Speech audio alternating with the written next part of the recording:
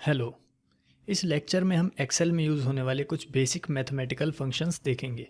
लेकिन उससे पहले आइए समझते हैं कि एक्सेल में फार्मूलाज और फंक्शंस में क्या डिफरेंस है। फार्मूला एक एक्सप्रेशन है जो कि एक सेल की वैल्यू कैलकुलेट करता है। ये कोई भी एक्सप्रेशन हो सकता है। जो हमने लास्ट क्लास में लिखे थे वो मैथमेटिकल फार्मूलाज थे, जैसे a1 + b1 फार्मूला। फंक्शन एक प्री डिफाइंड फार्मूला होता है। फंक्शन में हम डिस्क्रिप्टिव नेम्स का यूज़ करके फार्मूला को ऑटोमेटिकली अप्लाई कर सकते हैं। एग्जाम्पल के लिए सम एंड एवरेज ये फंक्शंस हैं। हम देखेंगे कि इनका यूज़ कैसे करते हैं। हम एक्सेल में फंक्शंस का यूज़ इसीलिए करते हैं क्योंकि ये काम की प्रोडक्टिविटी को इंक्रीज़ कर देते हैं। तो अब आपको डिफरेंस समझ आ गया होगा। जो भी सेल में कैलकुलेट हुआ है वो फार्मूला है, लेकिन फंक्शन डिस्क्रिप्टिव नेम्स के साथ एक्सेल के प्री डिफाइंड फार्मूलाज होते हैं। तो चलिए एक्सेल में यूज़ होने वाले कुछ मैथमेटिकल फंक्शंस देखते हैं। तो पहले हमारे पास मौजूद डेटा पर नज़र डालते हैं। इस डेटा में हमारे पास 3 सब्जेक्ट्स मैथ, साइंस और इंग्लिश, इनमें 5 स्टूडेंट्स के मार्क्स हैं। अब हम इन स्टूडेंट्स के तीनों सब्जेक्ट्स के टोटल मार्क्स निकालना चाहते हैं। ऐसा करने के लिए हम पहले की तरह प्लस सिंबल का यूज़ करके फॉर्मूला लिख सकते हैं, या हम सम फंक्शन भी यूज़ कर सकते हैं। तो चलिए इस बार सम फंक्शन का यूज़ करते हैं। सेल पर जाकर टाइप करेंगे =सम और ब्रैकेट लगाएंगे। ब्रैकेट के अंदर फंक्शन उन पैरामीटर्स को लेता है जिन पर यह काम करेगा। जैसे सम फंक्शंस में हमें वो सारे नंबर्स देने पड़ते थे जिन्हें हम ऐड करना चाहते हैं। यहाँ नंबर्स ऐड करने के 2 तरीके हैं। पहला, हर सेल को एक एक करके कॉमा लगाकर एंटर करना।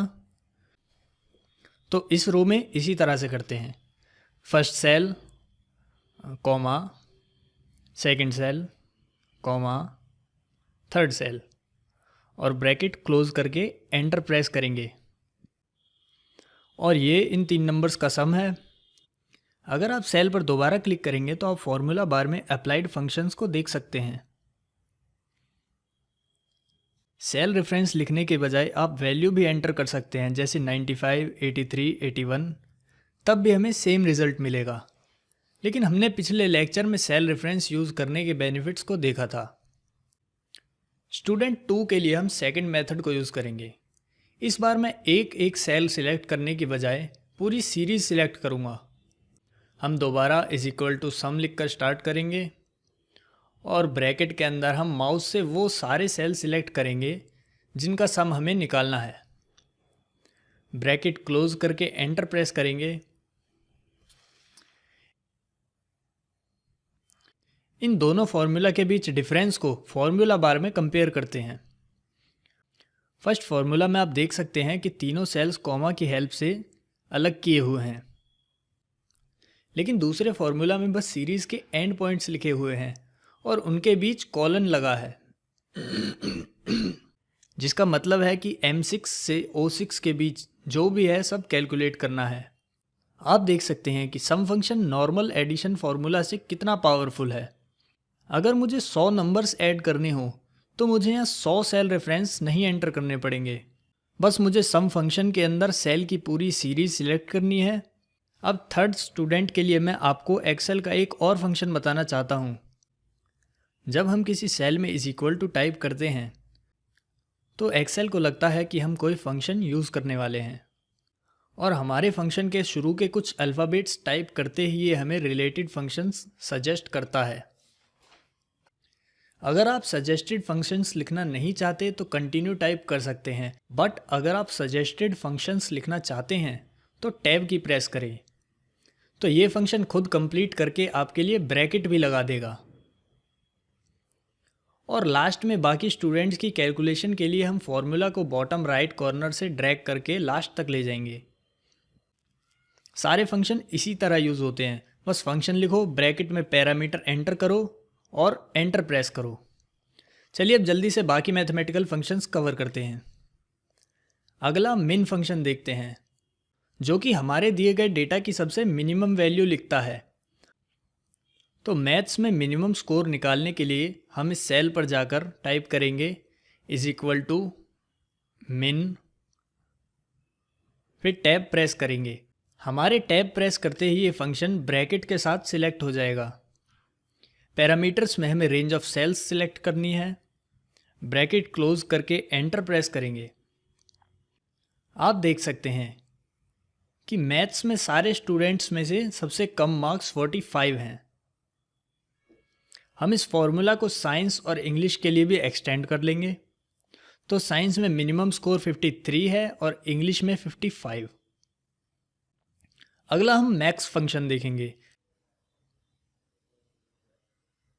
मैक्स फंक्शन हमारे दिए हुए डेटा की मैक्सिमम वैल्यू एंटर करता है। अगर आप सेकंड फंक्शन सिलेक्ट करना चाहते हैं तो एरो की मदद से सेकंड फंक्शन पर जाकर टैब प्रेस करें और ये फंक्शन सिलेक्ट हो जाएगा।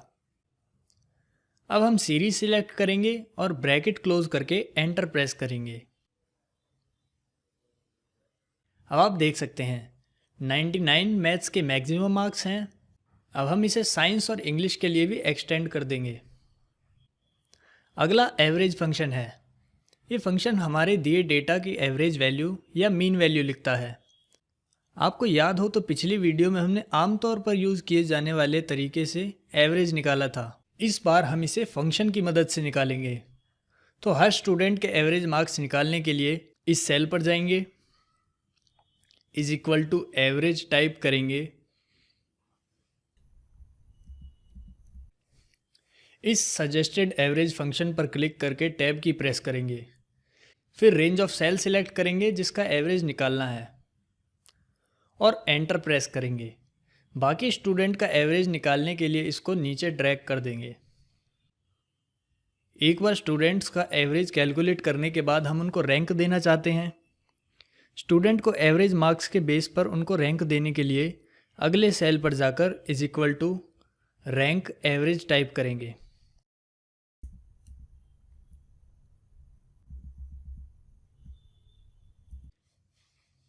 पहला पैरामीटर वो नंबर होगा जिसकी आप रैंक फाइंड करना चाहते हैं, तो ये एवरेज मार्क्स होगा। सेकंड पैरामीटर सीरीज होगी जिसमें हमें रैंक कैलकुलेट करनी है, तो इसमें सभी स्टूडेंट्स के एवरेज मार्क्स आएंगे।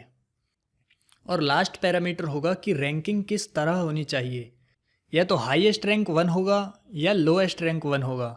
अगर आप हाईएस्ट रैंक 1 रखना चाहते हैं तो थर्ड पैरामीटर 0 होगा और बाकी के लिए 1 होगा। तो हम यहाँ 0 एंटर करेंगे और एंटर प्रेस करेंगे। आप देख सकते हैं कि स्टूडेंट 1 का एवरेज स्कोर उसको क्लास में सेकंड नंबर पर रैंक कराता है। ध्यान रखने वाली बात यह है कि अगर मैं इस फॉर्मूला को ड्रैग डाउन करता हूँ तो reference cell range P5 to P9 से चेंज होकर P6 टू P10 हो गई है, जो कि करेक्ट रेफरेंस रेंज नहीं है। पिछली वीडियो में हमने सीखा था कि रेफरेंस सेल रेंज को लॉक करने के लिए हमें डॉलर का साइन लगाना होता है। यहाँ डॉलर सिंबल को ऐड करने का भी एक शॉर्टकट है। जिस सेल पर सिंबल ऐड करना है फॉर्मूला बार में वहाँ क्लिक करके F4 दबा देना है, तो डॉलर सिंबल रो और कॉलम दोनों के नाम पर ऐड हो जाएगा। तो ये रेफरेंस वैल्यूज़ को बदलने से रोक देगा। तो चलिए इसे बाकी स्टूडेंट्स के लिए एक्सटेंड करते हैं। अब आप देख सकते हैं कि reference cell P5 to P9 ही है और सबसे ज़्यादा मार्क्स वाला स्टूडेंट 4 रैंक 1 पर है और स्टूडेंट 5 सबसे कम मार्क्स के साथ 5th रैंक पर। अगला हम कुछ प्रोडक्ट फार्मूला के बारे में डिस्कस करेंगे। इस फार्मूला में हम 2 या उससे ज़्यादा नंबरों की सीरीज़ को एंटर करते हैं और ये इन 2 सीरीज़ के इंडिविजुअल नंबर्स के प्रोडक्ट्स का सम लिखता है। एग्जाम्पल के लिए अगर हम इन स्टूडेंट्स की रैंक कैलकुलेट करने से पहले मैथ, साइंस और इंग्लिश सब्जेक्ट के मार्क्स में वेटेज असाइन करना चाहते हैं, मैंने यहाँ सब्जेक्ट की वेटेज लिख दी है। अब मैं हर वेटेज के हिसाब से टोटल मार्क्स फाइंड करना चाहता हूँ। मतलब कि 95 into 2 plus 83 into 1 plus 81 into 1.3, इनका सम स्टूडेंट 1 के टोटल मार्क्स होंगे। इसके लिए हम इस सेल पर जाकर इज इक्वल टू टाइप करेंगे और सम प्रोडक्ट सेलेक्ट करेंगे।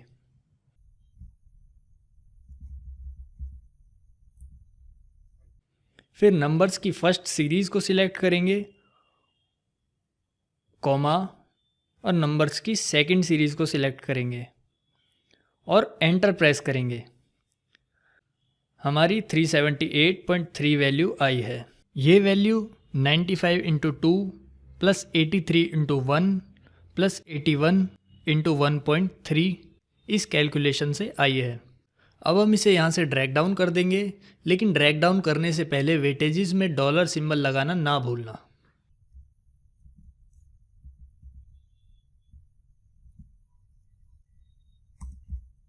अब हमने डॉलर सिंबल लगा दिए हैं। अब हम इसे ड्रैग डाउन कर सकते हैं। अब हमारे पास यहाँ वेटेज के साथ स्टूडेंट्स के टोटल मार्क्स आ गए हैं। अगला हम रैंड फंक्शन देखेंगे। रैंड फंक्शन 0 और 1 के बीच रैंडम वैल्यू जनरेट करने के लिए यूज़ किया जाता है। ये काफ़ी अमेजिंग फंक्शन है। ये कोई इनपुट पैरामीटर नहीं लेता, ये बस रैंडमली 0 और 1 के बीच एक नंबर जनरेट कर देता है।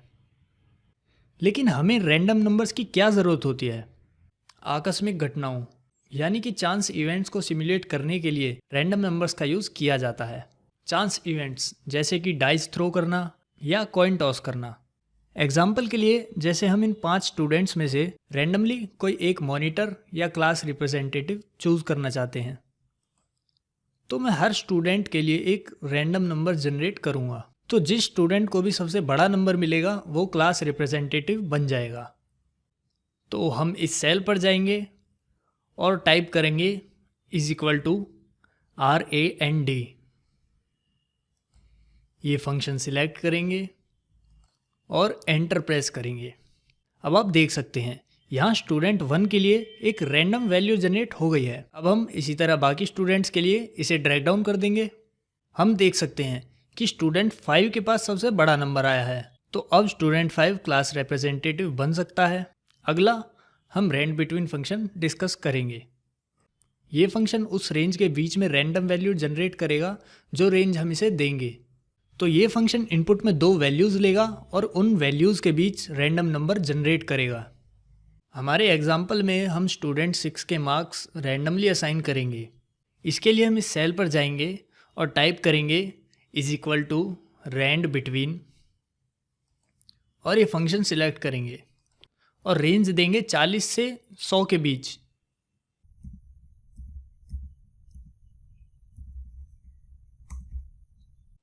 तो इस स्टूडेंट ने मैथ्स में 56 मार्क्स स्कोर किए हैं। हम इसे साइंस और इंग्लिश के लिए भी एक्सटेंड कर देंगे। आप देख सकते हैं कि जब भी आप सेल चेंज करते हैं तो हर बार रैंड और रैंड बिटवीन फंक्शंस की वैल्यू रिफ्रेश होती है। तो अब इस स्टूडेंट ने मैथ्स में 88, साइंस में 42 और इंग्लिश में 77 मार्क्स स्कोर किए हैं। तो चलिए इसे एक बार और देखते हैं। अगर मैं किसी नई सेल में कोई भी वैल्यू ऐड करता हूँ और एंटर प्रेस करता हूँ तो ये वैल्यूज़ रिफ्रेश हो रही हैं। बेसिकली हम एक्सेल शीट में कोई भी चेंजेस करेंगे तो उससे ये वैल्यूज़ रिफ्रेश होती रहेंगी। ऐसा होने से रोकने के लिए हम पेस्ट एज वैल्यू टेक्निक का यूज़ कर सकते हैं। तो मतलब ये है कि ये सेल्स फार्मूलाज कंटेन करती हैं, लेकिन हमें इन फार्मूलाज से जनरेटेड वैल्यू चाहिए। हमें ये फार्मूला नहीं चाहिए, क्योंकि फार्मूलाज ने अपना काम कर दिया है जो उन्हें करना चाहिए था। हमें वैल्यू मिल गई तो अब हमें सिर्फ वैल्यू चाहिए। तो हम क्या करेंगे, हम इन सेल्स के कंटेंट को कॉपी करेंगे। अब इन सेल्स का कंटेंट जो है वो फार्मूला है। अब आप इसको किसी और सेल में पेस्ट करेंगे तो आपको ये दिख जाएगा। अब आप फार्मूला बार में देख सकते हैं, जब मैंने इसे यहाँ पेस्ट किया तो ये अभी भी फार्मूला कंटेन किए हुए है, लेकिन हम अब वैल्यू रखना चाहते हैं, हमें फार्मूला नहीं चाहिए। तो हम सेल्स को कॉपी करेंगे और यहाँ पेस्ट एज वैल्यू करेंगे। ये ऑप्शन पेस्ट एज वैल्यू का है। ये जब ही आता है जब आपने एक फार्मूला कॉपी किया हो। ये ऑप्शन देता है कि फार्मूला को as a formula copy paste करना है या फार्मूला से कैलकुलेटेड वैल्यू को पेस्ट करना है। अब जैसे कि मैंने यहाँ वैल्यूज़ पेस्ट की हैं, तो अब जब मैं एक्सेल में कोई और काम करूँगा तो ये वैल्यू रिफ्रेश नहीं होंगी। यहाँ और भी बाकी मैथमेटिकल फार्मूलाज हैं, जैसा कि इस शीट में दिखा रखे हैं। हम इन्हें आपको खुद से करने की सलाह देंगे। आप एक्सेल के और भी फार्मूलाज एक्सेल मेन्यू में जाकर ढूंढ सकते हैं। यहाँ फार्मूला टैब पर क्लिक करके ये मैथ्स एंड ट्रिग्नोमेट्री सिलेक्ट करना है और यहाँ आप सारे मैथ्स से रिलेटेड फंक्शंस की लिस्ट देख सकते हैं। इस लेक्चर में बस इतना ही। मिलते हैं अगले लेक्चर में।